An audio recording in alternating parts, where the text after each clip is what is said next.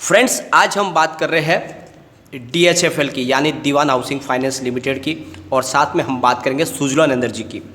Friends, DHFL से एक बड़ी खबर निकल कर आई है।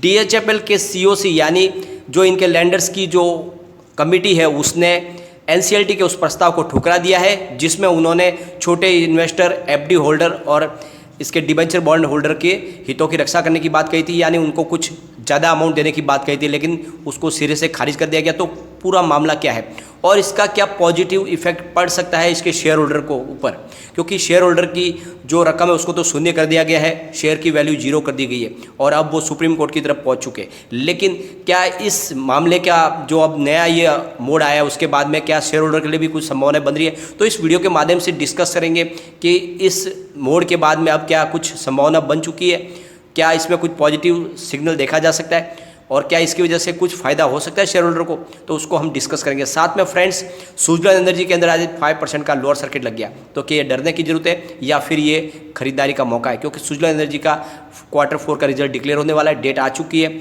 और रिजल्ट के अंदर कुछ बड़ी संभावना बन सकती है। तो क्या है वो संभावना है और क्या सुजलॉन एनर्जी आने वाले समय में धमाका कर सकता है, तो सारी की सारी संभावना इस वीडियो के माध्यम से तलाशेंगे। लेकिन फ्रेंड, उससे पहले अगर आप पहली बार हमारे चैनल पर आए तो चैनल को सब्सक्राइब कर दीजिए, एक बेल आइकॉन दबा दीजिए ताकि जब भी नया वीडियो बने पहला नोटिफिकेशन आपको मिले। वीडियो पसंद आए तो लाइक शेयर जरूर कीजिए। चलो फ्रेंड्स, वीडियो स्टार्ट करते हैं। मैं हूं आपका दोस्त SB दवे और हमारे अपने चैनल ऑनलाइन कमाई में आपका बहुत बहुत स्वागत है।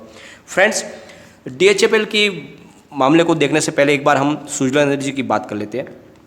स्टॉक आज ओपन हुआ 7.65 पर, हाई बनाई 7.70 की और लो है 7.45 का, यानी 7.45 पर 5% का लोअर सर्किट लगा और काफ़ी भारी वॉल्यूम के साथ में कामकाज हुआ और लोगों ने अपना प्रॉफिट बुक किया, क्योंकि अच्छी तेज़ी बन चुकी थी पिछले दिनों और वहाँ से इसकी वजह से लोअर सर्किट लगा। लेकिन यहाँ पे मामला रुकने वाला नहीं है, बहुत जल्द यहाँ से भयंकर तेज़ी बनने वाली है, क्योंकि सुजलॉन एनर्जी ने अपना Q4 का रिजल्ट डिक्लेयर करने के लिए डेट जारी कर दी है। कल उनकी मीटिंग हुई थी और उन्होंने 29 जून को अपना क्वार्टर रिजल्ट पेश करने की बात कही है, डेट आ चुकी है और यह मुझे यकीन है कि इस बार पिछली बार से दमदार रिजल्ट आएगा, क्योंकि काफ़ी अच्छा कारोबार इनका रहा है पिछले 3 से 4 महीने के अंदर, उसका असर इसमें देखने को मिलेगा। कंपनी की ऑर्डर बुक बहुत ज़्यादा मजबूत है, कंपनी लगातार अपने कर्ज को भी कम कर रही है और इस वजह से मुझे लग रहा है कि इस बार रिजल्ट में कुछ पॉजिटिव देखने को मिलेगा और इस रिजल्ट के बाद में स्टॉक के अंदर बड़ी आग लग सकती है और निवेश के लिए बहुत ही अच्छा स्टॉक है। छोटा सा पेनी स्टॉक है, परंतु इसका बैकग्राउंड बहुत ज़्यादा मजबूत है। एक समय की कंपनी 3 डिजिट में काम करने वाली कंपनी है। स्टॉक गिर के बहुत काफ़ी नीचे आ चुका था, कौड़ियों के भाव में बन चुका था स्टॉक, लेकिन ये फिर दौड़ने को तैयार है। यानी 2 रुपये से स्टॉक दौड़ते हुए 8.5 तक पहुंच चुका था, लेकिन अब ये फिर नीचे आया था। अब यहाँ से खरीदारी का मौका इसमें बनता है और एक बार इसके वॉल्यूम को भी डिस्कस कर लेते हैं। BSE में 1,03,49,000 का वॉल्यूम हुआ और सामने 59,76,000 की डिलीवरी उठाई गई और डिलीवरी का परसेंटेज 57.74%, तो बहुत ही भारी मात्रा में डिलीवरी बेस काम हो रहा है। NSE की बात कर लेते हैं। 4,64,82,000 का वॉल्यूम हुआ और सामने 2,20,61,000 की डिलीवरी उठाई गई और डिलीवरी का परसेंटेज 47.46%। और इसकी परफॉर्मेंस की अगर बात करें तो 2.70 इसका 52 वीक का लो है और 8.50 इसका 52 वीक का हाई है। स्टॉक ने पिछले एक साल में 176% का शानदार रिटर्न दिया है और अभी 13.94% दूर है अपने 52 वीक से और एक महीने में इसने 36.7% का शानदार रिटर्न दिया है। स्टॉक फिलहाल प्रॉफिट मोड में है, लेकिन बहुत जल्दी दौड़ सकता है, क्योंकि सबसे बड़ी बात है कंपनी ग्रीन एनर्जी का काम करती है, यानी विंड टर्बाइन का निर्माण करती है। तो आने वाले समय में सरकार पूरी तरह से सपोर्ट कर रही है ग्रीन एनर्जी को और सरकार की मदद की वजह से ये कंपनी फिर से खड़ी हो सकती है, क्योंकि आने वाले समय में पेट्रोल डीजल की जगह पे नए ऊर्जा के स्रोत तलाशे जाएंगे और उसमें इस कंपनी को बहुत ज़्यादा फायदा होने वाला है। और पिछले दिनों उनको सिद्धपुर गुजरात में बहुत बड़ा एक ऑर्डर मिला है और ये 2022 तक पूरा करना है। इसका मतलब कंपनी के पास काम की कोई कमी नहीं है और ये कंपनी रफ्तार से आगे बढ़ेगी और इसके स्टॉक की प्राइस फिर से आपको 3 डिजिट में जाती हुई दिखाई दे सकती है। बस आप इसको 2 से 3 साल के लिए होल्ड कीजिए, ये स्टॉक बहुत ज़्यादा दौड़ने वाला है और इसमें गिरावट में आपको खरीदारी का मौका ढूंढना चाहिए। बहुत ही अच्छा स्टॉक है और इसके अगर पिवट लेवल की बात करें तो अगर स्टॉक यहाँ से और ज़्यादा गिरता है तो फर्स्ट सपोर्ट इसका 7.57 का है, जो ऑलरेडी इसके आसपास ही है। सेकंड सपोर्ट इसका 7.33 का है और स्टॉक अगर उससे भी नीचे गिरेगा तो 6.87 तक जा सकता है। तो बड़ी गिरावट में ये 6.25 के आसपास तक जा सकता है। बड़ी इसमें गिरावट की अब संभावना नहीं है, लेकिन तेज़ी बनेगी तो कहाँ तक दौड़ेगा, तो जो फर्स्ट टारगेट है इसका 8.27 का है। सेकेंड टारगेट 8.53 का है, मतलब ये 52 वीक का नया हाई बना सकता है। और थर्ड टारगेट इसका 8.97 का, यानी ये 9 रुपये तक जा सकता है। तो बहुत ही शॉर्ट टाइम में ये 9 रुपये तक जा सकता है। तो अगर आप चाहें तो इसमें शॉर्ट टर्म निवेश भी कर सकते हैं, यहाँ से स्टॉक आपको बहुत अच्छा रिटर्न दे सकता है। और मैं इसको कहता हूँ कि आप इसको होल्ड कीजिए कम से कम 5 साल के लिए, ये आपको मल्टी बैग रिटर्न दे सकता है, क्योंकि कंपनी का लगातार कारोबार अच्छा बढ़ रहा है और यहाँ से तेज़ी की पूरी संभावना बन रही है। अब हम चलेंगे DHFL की तरफ से। तो DHFL के जो शेयर होल्डर है उनके लिए बहुत ही ज़्यादा मुसीबत वाली खड़ी हो चुकी है। DHFL में इन्वेस्टमेंट करना उनके लिए बहुत ही ख़राब अनुभव हो रहा है, क्योंकि पूरी की पूरी उनकी रकम को शून्य कर दिया गया है। लोगों के लाखों रुपए स्टॉक के अंदर डूब गए हैं और उनको समझ में नहीं आ रहा क्या किया जाए। और इसीलिए 250 शेयर होल्डर का एक बड़ा ग्रुप सुप्रीम कोर्ट में जा चुका है और इस डील को रद्द करवाने के लिए और अपने हकों की लड़ाई के लिए वहाँ पहुँच चुके हैं। जो ये शेयर होल्डर को डिलिस्ट की गई है उसकी रकम शून्य की गई है, तो उसको हमें हमारा मुआवजा चाहिए, क्योंकि हम भी कंपनी के शेयर होल्डर थे, हमारे भागीदार थे। तो कंपनी को जब बेचा गया तो उसके जो रकम निकल के आई उस रकम में हमारा भी हिस्सा होना चाहिए।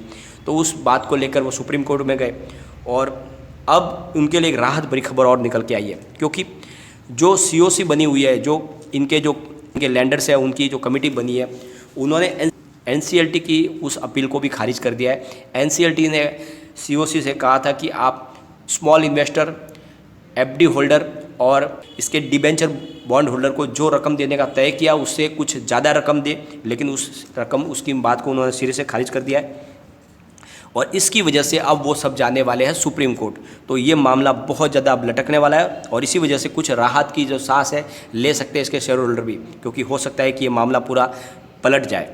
तो लैंडर्स ने 89.19% की वोटिंग के साथ इस प्रस्ताव को खारिज कर दिया है। यानी जो इसके लैंडर्स है, यानी जो बैंक जिन्होंने इसको कर्ज दिया कंपनी को, वो चाहते हैं पूरा पैसा आपस में बांट के लेना, वो किसी और को पैसा देना ही नहीं चाहते। और इसी वजह से ये मामला पूरा अब अधर में लटकने वाला है। और साथ में जो इसके FD होल्डर्स है उन्होंने भी 6.18% की वोटिंग के साथ में इस प्रस्ताव को नामंजूर कर दिया, क्योंकि उन्हें जो रकम मिल रही है वो बहुत कम है और वो भी उनको मंजूर नहीं है, और इसीलिए वो भी सुप्रीम कोर्ट का रुख करना चाहते हैं, इसलिए उन्होंने भी इस प्रस्ताव का विरोध किया है।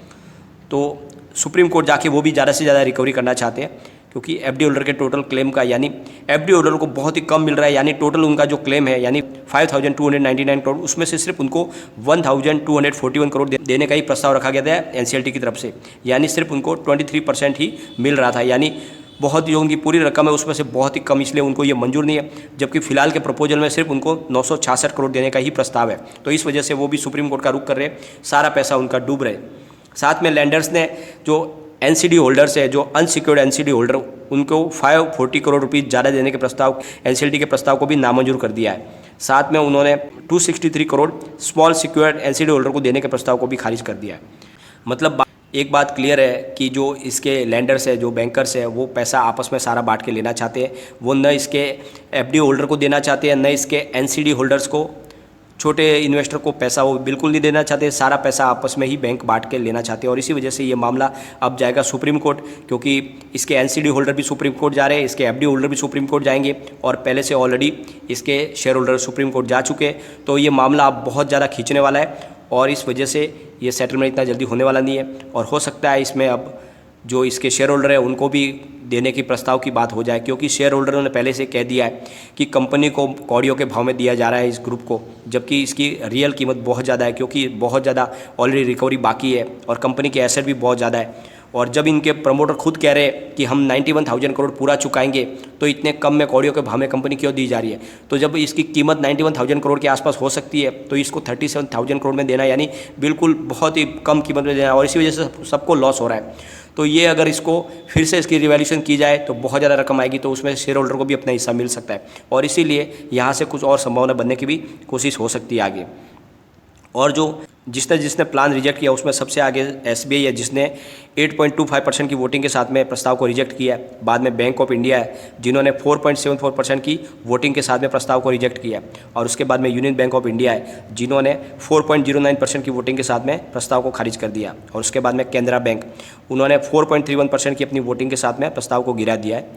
और बैंक ऑफ बड़ौदा ने 2.32% की वोटिंग के साथ में इसको रिजेक्ट किया है।